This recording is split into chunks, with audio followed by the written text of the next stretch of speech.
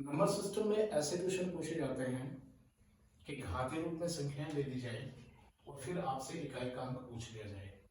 तो इस कंडीशन में आपको क्या करना है? इस कंडीशन में आपको ये देखना है कि दी गई संख्याएं, जो घातीय रूप में संख्याएं दी गई हैं, उनके इकाई का अंक क्या है। जैसे 2153 इकाई का अंक 3 है। यहाँ इस क्वेश्चन में दी गई संख्याओं के गुणनफल में इकाई का अंक पहली संख्या में 7 है, दूसरी में 3 है और तीसरी में 2 है। इस तरह से हमें सबसे पहले ये देखना कि इकाई का अंक किसी संख्या में जो दी गई है घातीय रूप में, उसमें इकाई का अंक क्या है। यदि इकाई का अंक, संख्या के इकाई का अंक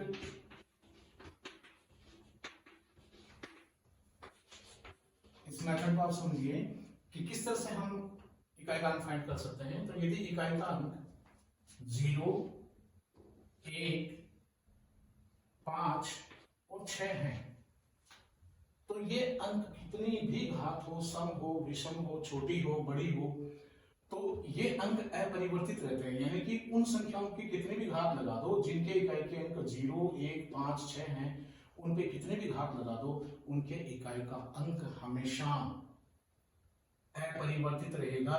तो 0 अगर किसी संख्या के अंत में है और उसकी पावर n है, तो उसकी वैल्यू क्या रहेगी? 0। किसी संख्या के अंत में इकाई का अंक 1 है, उसकी पावर n है, तो उसकी वैल्यू क्या रहेगी? 1 रहेगी। किसी संख्या के दी गई संख्या जो घातीय रूप में है, उसके इकाई का अंक 5 है, उसके ऊपर कोई भी घात लगा दो, छोटी या बड़ी, सम या विषम, तो उसके इकाई का अंक हमेशा क्या आएगा? 5 ही आएगा। इसी तरह से नंबर 6, अगर किसी संख्या के अंत में इकाई का अंक 6 है, तो उसकी कितनी बड़ी पावर लगा दो, सम, विषम, छोटी, बड़ी, तो उसके इकाई का अंक क्या रहेगा? 6 ही रहेगा। तो ऐसे घातीय रूप में इकाई का अंक देखना है और हमें ये देखना है कि यदि 0, 1, 5, 6 है, तो उसके ऊपर कोई भी घात लगी हो, वो अपरिवर्तित रहेंगे। उन संख्याओं को सरल करने पर उनका इकाई का अंक 0, 1, 5, 6 ही होगा। अब शेष बची संख्याओं में क्या परिवर्तन करना है? शेष बची, अगर इनके अलावा कोई डिजिट है, जैसे मान लो 2, 4 और 8, इस तरह से 3 डिजिट दिए गए हैं, तो हमें क्या करना है? इन संख्याओं की पावर 4 ले लेनी है और इन संख्याओं की पावर 4 लेने पर हमें क्या करना है? क्या होगा? ऐसा करेंगे तो इनके इकाई का अंक 6 में परिवर्तित हो जाएगा। इकाई का अंक क्या बन जाएगा? इन संख्याओं की पावर 4 लेंगे तो इकाई का अंक 6 बन जाएगा। इसी प्रकार से यदि अंक 3, 7 और 9 हो, तो इन अंकों की पावर भी हम 4 ले लेंगे, तो इनके इकाई का अंक क्या बन जाएगा? 1 बन जाएगा। तो यदि संख्या, दी गई संख्या में इकाई का अंक 0, 1, 5, 6 है, तो उसका इकाई का अंक अपरिवर्तित रहेगा, चाहे घात कोई भी हो। यदि इकाई के अंक 2, 4, 8 दिए गए हैं, तो हम क्या करेंगे? इन संख्याओं की घातों में 4 का भाग दे देंगे। और 4 का भाग क्यों देंगे? कि 4 का भाग देने पर ये संख्याएं अपने इकाई का अंक किसमें परिवर्तित हो जाएंगे? इनके इकाई का अंक किसमें परिवर्तित हो जाएगा? 6 में और 1 में बदल जाएगा। यदि ऐसा करेंगे तो ये अंक, इकाई के अंक 6 और 1 हो गए। अब इनके ऊपर कितने भी घात हो, ये अपरिवर्तित रहेंगे। तो इसी तरह से हम ये देख रहे हैं कि 2153 की पावर 167, ये संख्या हम लेते हैं 2153 की पावर 167 में इकाई का अंक देखते हैं। तो लास्ट में डिजिट क्या है? 3। तो हमें क्या करना भाई? सीधा सीधा इस घात में पावर 4 का भाग दे देना है। तो 167 में क्यों देंगे? क्योंकि अगर इकाई का अंक 3 है, तो उसकी पावर 4 ले लेंगे, तो ये इकाई का अंक किसमें बदल जाएगा? 1 में बदल जाएगा। और जब किसी संख्या का इकाई का अंक 1 हो, उसके ऊपर कितनी घात लगा दे, वो अपरिवर्तित रहता है। इसलिए अपरिवर्तित घातीय रूप में अपरिवर्तित अंकों में हम इनको बदलने के लिए इन घातों में 4 का भाग देते हैं। तो 2153 में की पावर में 167 है, इस पावर में हम क्या करेंगे? 4 का भाग दे देंगे। तो अब बनने वाली संख्या क्या होगी? देखो, अब सीधा सीधा हमें ध्यान देना है कि जो शेष जो संख्या बचेगी इनमें, पूरा पूरा भाग जाएगा, तो पूरा पूरा भाग चला जाएगा, उसको तो हम इस तरफ लिख देंगे 2153। अब भाग गया 4 बारी और फिर 1 बारी, तो शेष कितना बच गया 3। तो यहाँ तुम्हारे पास शेष संख्या आ गई, यानी कि जो इकाई का अंक है उसकी घात लगा लेना आप। इकाई का अंक 3 और इसकी घात कितनी हो गई 3। अब क्यों 41 में ये 3 की पावर 4 में आ गया, यानी इसको हम ऐसे लिख सकते हैं कि 3 की पावर 4 गुणा 41 या 3 की पावर 4 की पावर 41 और गुणा 3 की पावर 3। ऐसा करने पर क्या हुआ, यहां इकाई का अंक क्या बन गया 1, और 1 की घात कोई भी हो, सम या विषम, ये अपरिवर्तित रहेगा। इसलिए यहां अब इस नंबर में, इस संख्या में इकाई का अंक क्या होगा, देखो यहां तो हो गया 1 और यहां 3 की पावर 3, तो 3 की पावर 3 करेंगे तो क्या आएगा भाई 9, तो इकाई का अंक क्या आ गया 9 आ गया। तो अगर घातांक रूप में संख्या दी गई है तो सबसे पहले हमें क्या करना है, इकाई का अंक देखना है और उस घातांक में 4 का भाग दे देना है। यदि अंक 0, 1, 5, 6 है तो कोई चेंज नहीं करना है, कोई पावर नहीं लगानी, उसमें सीधा ही आपको उसका इकाई का अंक 0, 1, 5 और 6 ले लेना है। लेकिन यदि 2, 4, 8, 3, 7, 9 है तो हमें क्या करना है, उस इकाई के अंक वाली संख्या में, सॉरी उस घातीय संख्या में उसकी जो घात है उस घात में 4 का भाग दे देना है। और ऐसा क्यों करेंगे, क्योंकि अपरिवर्तित अंकों में बदलने के लिए कि 6 और 1 में ये कन्वर्ट हो जाएंगे, और ऐसा होने पर 6 और 1 में चेंज हो गए, तो इस ऐसा होने पर जो ये संख्या पावर 4 वाली आएगी, उस पावर में 4 का भाग देने पर जो संख्या आएगी घातीय रूप में, उस संख्या को अलग ले लेंगे और शेष बची हुई घात को इकाई के अंक में लगा करके और उससे इसको मल्टीप्लाई करवा देंगे और हमारे पास क्या आ जाएगा, इकाई का अंक आ जाएगा। तो सबसे पहले हमें क्या करना है कि दी गई घातीय संख्या में इकाई का अंक देखना है। इकाई का अंक यदि 0, 1, 5, 6 है तो उसके ऊपर कोई घात हो वो अपरिवर्तित रहेगा, उनको सरल करने पर सरलीकृत रूप में लिखेंगे तो वापस यही अंक इकाई पर आएंगे। यदि 2, 4, 8 हैं या 3, 7, 9 हैं तो उन संख्याओं को हम क्या करेंगे, उन संख्याओं की घातों को 4 से डिवाइड करके और शेष जो बची हुई घात आएगी उस घात को इकाई के अंक पे लगा करके और गुणा करवा करके इकाई का अंक ज्ञात कर लेंगे। जैसे देखो बी क्वेश्चन में देखना, बी जो क्वेश्चन है उसमें हमें इकाई का अंक ज्ञात करना है। तो बी पॉइंट में देखो, बी पॉइंट में संख्या के इकाई का अंक पहला क्या है 7, 26 में 4 का भाग दिया, फटाफट कैलकुलेशन करनी है। 7, 26 में 4 का भाग दिया, शेष कितना बचेगा 2, तो 7 की पावर कितनी हो गई, यानी हम इसको ऐसे लिख देंगे 7 की पावर 4 की पावर 6, 24 हो गई। अब यहां इंटू में क्या बच गया 7 की पावर 2। अब सेकेंड नेक्स्ट 313, 13 की पावर 17 है, तो यहां हमें क्या करना है, इकाई का अंक लेना है 3 और 3 की पावर कितनी हो गई भाई, भाग 4 का भाग देखो, शेष बची हुई संख्या ले सकते हो या ऐसे भी कर सकते हो आप, ये 4 की संख्या में भाग देने के पश्चात जो शेष बचता है उसी घात को इकाई के अंक पे लगा दो, ये ज्यादा आसान रहेगा।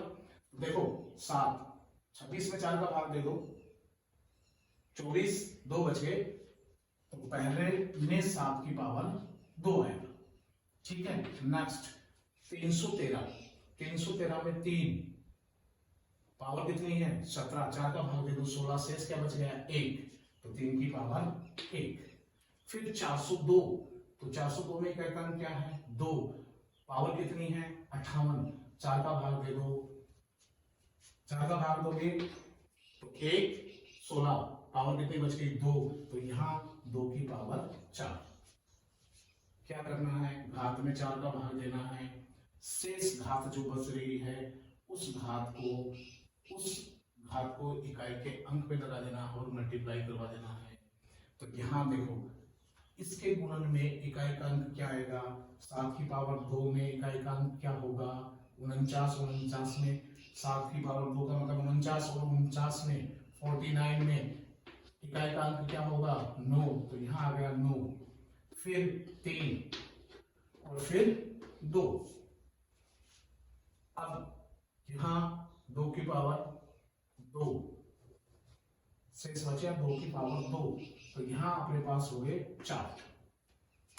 देखो 7 की पावर 2, 3 की पावर 1, 2 की पावर 2, 9 54, 4 बच गए क्या? 4 से मल्टीप्लाई करेंगे तो 4 1 18, 416, 2 की पावर 2 बचेगी। अब यहाँ पर हमने किया इसका मल्टीप्लिकेशन 9 के 27 और 27 इंटू 4, 7 को 4 को करवाएंगे तो क्या आएगा 28, तो इकाई का अंक क्या हो गया 8।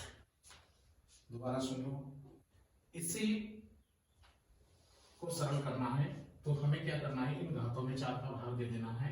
और वो बताया तुम्हें 4 का भाग क्यों देना है, क्योंकि 4 का भाग देने के पश्चात ये नंबर क्या हो जाएंगे, अपरिवर्तित अंकों में बदल जाएंगे, जो इकाई के अंक पर अपरिवर्तित रहते हैं, चाहे घात कोई भी हो। तो यहाँ शेष बची हुई संख्या को इकाई के अंक में लगा देना है और इनको सरल कर लेना है। सरल करने पर जो इनके गुणन में इकाई का अंक आता है वो यहाँ लिख देना है। अब देखो इसमें 27 2 नंबर आ गए तो इसको भी छोड़ दो, 7 और 4 कर दो, 7 चौक 28, 28 में इकाई का अंक क्या हुआ 8। नेक्स्ट ये क्वेश्चन थोड़ा सा आपको मिसगाइड करता है, तो उसमें विशेष बात देनी है, क्योंकि मल्टीप्लिकेशन में तो आप कर सकते हो, लेकिन प्लस वाली संख्या प्लस माइनस में दी गई संख्या है तो वहां थोड़ा सा आप भ्रमित हो जाते हो, तो उस भ्रम को दूर करना है। और वो तरीका क्या है, यहाँ जल्दबाजी नहीं करनी है, स्टेप टू स्टेप चलना है, नहीं तो थोड़ा सा भी एक भी चीज अगर चेंज हो गया या एक भी कैलकुलेशन आप छोटी सी भी गलती कर दी तो ये मान नहीं देगा, आपका आंसर कहीं से कहीं चला जाएगा। 251, 251 की पावर कितनी है 98, तो सीधी भाषा है 4 का भाग देना है, 4 दूनी 8, 16 क्या बचा 2 शेष बचा, तो 1 की पावर कितनी होगी 2, इकाई का अंक लेना है और उसके ऊपर शेष बची हुई संख्या का जो घात का शेष है उसको इसके ऊपर वो घात लगा देनी है। प्लस 21 की पावर क्या है 29, 29 में 4 का भाग देना है, कितनी बारी गया 7 बारी, पूरा पूरा 1 बच गया, इसका मतलब 1 की पावर 1 या 1 लिख सकते हो। माइनस यहाँ लास्ट का डिजिट क्या 6, पावर कितनी है 100, पूरा पूरा भाग जाएगा, तो इसको सरल करने पर इकाई का अंक क्या आएगा 6 आएगा, क्योंकि अंत में 6 है। तो मैंने बताया था कि 6 5 1 ये ऐसी संख्याएं हैं जो लास्ट में हो और घात कोई भी हो तो उनके अंक अपरिवर्तित रहते हैं। तो अगर ये बात ध्यान में है तो ये पावर लगाने की भी जरूरत नहीं है, ये पावर सम या विषम कुछ भी है, आप सीधा इसको लिख सकते हैं। 1 अंत में है तो कोई भी पावर हो 1 ही रहेगा, 21 के अंत में 1 है कोई भी पावर हो 1 रहेगा, यहाँ भी 6 है तो माइनस का निशान -6, प्लस यहाँ कितना है 5 अपरिवर्तित रहेगा तो +5, भाग देने की भी जरूरत नहीं है ऐसे क्वेश्चन में। फिर देखो 16 की पावर 4, तो यहाँ भी क्या है अंत में 6 तो 6 ही आएगा, प्लस इसमें इकाई का अंक क्या है 7। अब देखो इन सभी संख्याओं में इकाई का अंक 1 6 5 6 और 7 है। अब ये अंक ऐसे हैं जो कोई भी घात हो तो अपरिवर्तित रहेंगे, कौन से 1 6 और 5 और 0, अगर 0 भी आ जाए तो वो भी कोई भी घात हो उसमें क्या रहेगा अपरिवर्तित रहेगा। तो यहाँ इनके इकाई का अंक निकालना है, तो इसमें इकाई का अंक लिख आएगा, इसमें लिख आएगा, इसके इकाई का अंक 6 होगा, इसके इकाई का अंक 5 होगा, इसके इकाई का अंक 6 होगा और इसके इकाई का अंक 7 होगा। अब हमें क्या करना है, इनमें योग है उनको जो कर लो और माइनस वाली संख्याएं देख लो, तो माइनस की कितनी है 6 और 6 12 और योग की कितनी हो गई 7 5 12 और 2 14, 14 में से तुम्हें क्या घटाना है 12 घटाना है, कितना बचेगा 2 बचेगा, तो इसकी इकाई का अंक क्या होगा 2 होगा। इसको सरल करने पर इकाई का अंक क्या आएगा 2 आएगा। अब इसमें मिसभ्रमित होने वाली या मिसगाइड होने वाली बात क्या है, मिसगाइड होने वाली बात यह है कि जैसे मान लो कि यहाँ कुछ नंबर ऐसे आ जाए कि ये संख्या भी माइनस की हो जाए और ये इनमें से इस संख्या को माइनस, ये 2 माइनस है और इस संख्या को भी माइनस कर दिया जाएगा, तो आपका आंसर क्या आएगा। तो इसके अंदर आपको देखना है कि इस कंडीशन में कई बार क्या होता है कि हम जल्दबाजी में गलती कर देते हैं, वो गलती नहीं करनी है। इकाई का अंक 1 माइनस इकाई का अंक 1 माइनस 6 प्लस 5 माइनस के 6 और माइनस के 7। अब यहां ध्यान देना है कि प्लस की संख्याएं कितनी है तुम्हारे पास, केवल 6। प्लस कितना है, प्लस का है 6 और माइनस के कितने हैं, -1 -6 -6 और -7। तो 8 और 12 माइनस के 20, 6 माइनस 20। अब क्या आएगा, इकाई का अंक क्या आएगा, 6 में से हम 20 कर रहे हैं, तो यहां देखो 20 का इकाई का अंक क्या है, 0। तो ये अंक जब यहां डबल होंगे, यहां डबल होंगे, तो क्या होगा, इकाई और दहाई के अंक चेंज होंगे। तो यहां पर हमें क्या करना है कि लास्ट में 0 है, तो इसके इकाई का अंक को लेना, तो 6 माइनस 0, 20 में इकाई का अंक क्या है, 0 है, तो लास्ट का अंक लेना 6 माइनस 0, तो इसके इकाई का अंक क्या आएगा, 6 आएगा। यदि इसी को इस तरह से कर दिया जाए,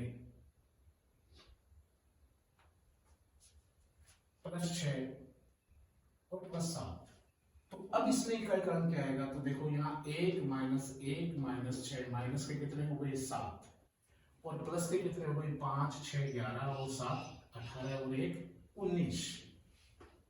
प्लस के हो गए 19 और माइनस के हो गए 7। तो यहाँ तुम्हें 9 में से 7 घटाओगे तो भी क्या आएगा, 2 आएगा। तो यहाँ ध्यान देना है कि यहाँ प्लस माइनस में थोड़ा सा, कई बार क्या होता है कि जिस संख्या को हम घटा रहे हैं वो छोटी हो जाती है। जैसे मान लो कि संख्या का योग तो आ गया 8 और माइनस में आ गया 9, तो अब इसमें इकाई का अंक क्या होगा, ये विशेष बात ध्यान देने वाली है कि ऐसी कंडीशन आ गई तो आपके इकाई का अंक क्या होगा। तो आपको क्या करना है भाई, यहाँ हासिल लेनी है, 18 में से 9 को घटाना है और क्या बचेगा, 9 बचेगा। यदि आपकी प्लस वाली संख्या माइनस वाली संख्या से छोटी है, बड़ी है, तो आपको क्या करना है कि उस अंक के लिए आपको एक कैरी लेना पड़ेगा, एक हासिल लेनी पड़ेगी और उसमें से इस संख्या को घटाना है। अब 8 माइनस 9 तो -1 तो आएगा नहीं, माइनस में तो 1 आएगा नहीं। इकाई का अंक पूछ रहा है तो इकाई का अंक माइनस और प्लस में नहीं होगा। आपको यही देखना है कि इकाई में क्या करना है कि अगर योग ज्यादा है, योग छोटा है और अंतर ज्यादा है और दोनों 1 डिजिट में है, तो आपको यहाँ कैरी लेनी है और कैरी लेकर के इसको सोल्व करना है।